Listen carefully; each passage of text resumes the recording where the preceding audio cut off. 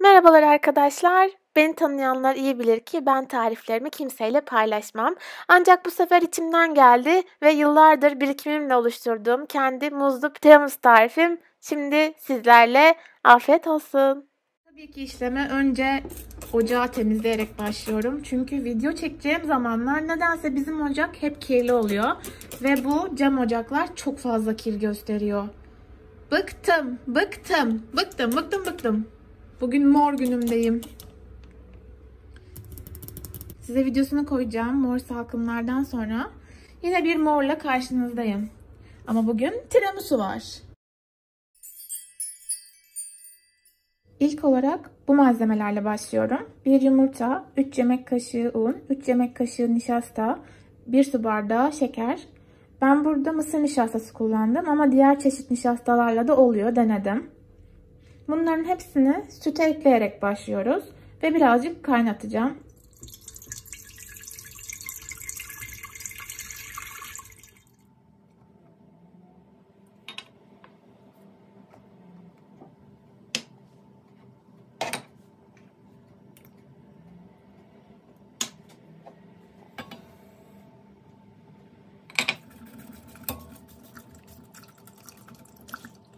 Topaklanabilir, sorun değil. Daha sonra blenderdan geçireceğiz zaten. Birazcık karıştırdıktan sonra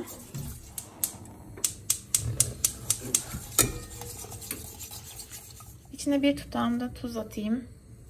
Yumurtanın tadını bastırsın.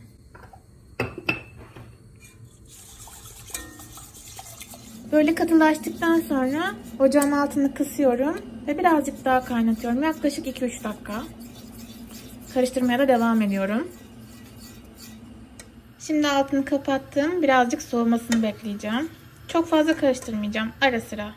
200 gram labne peyniri, bir pakette vanilin çıkardım.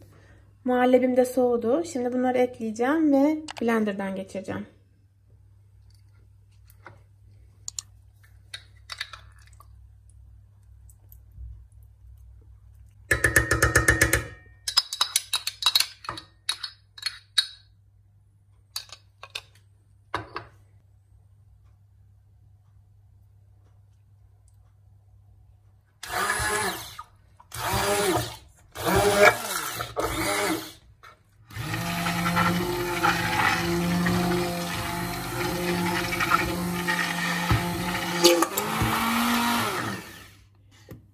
...250 mililitre kadar ılık su koydum bir kaba.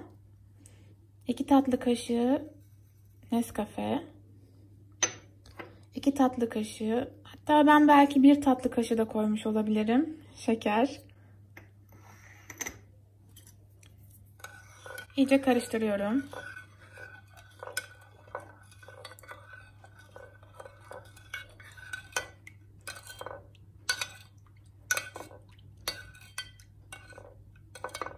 Şimdi kedi dillerimi önce kahveye batıracağım. Sonra da altına taban gibi sereceğim.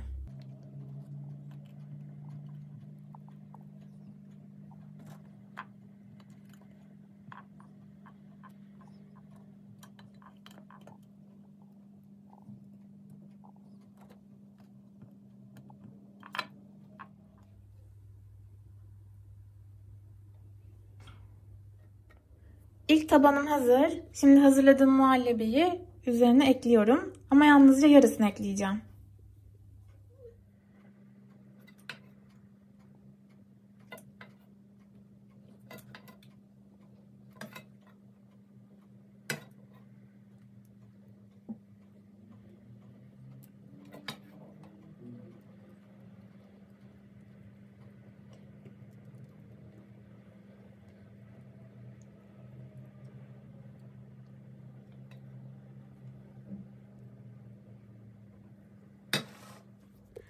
İlk katı yaptıktan sonra araya muz ekliyorum.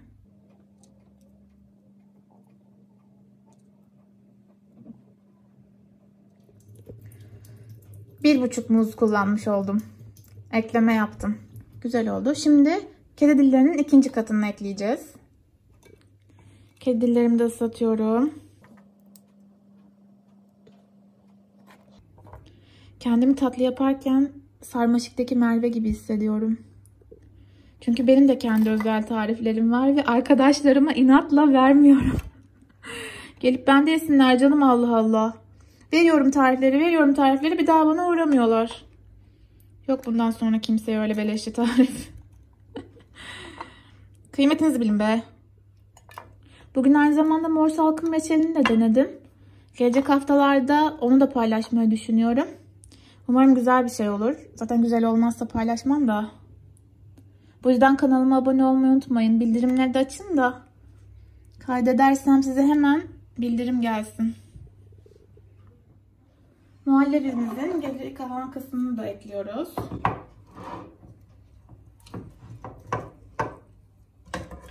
Oh, olacak kalmış. Ben çok soğuduktan sonra blenderdan geçirdim. Bu kadar beklemenize bile gerek yok. Tencere elinizde yiyorsa bence artık yapılabilir.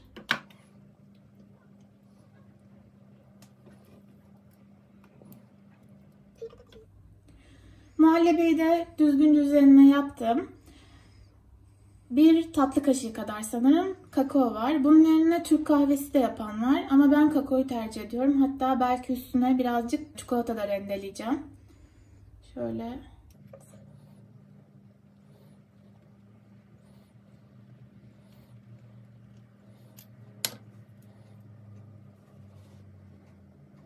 Böyle her yerine gelsin ki tadı her yere dağılsın.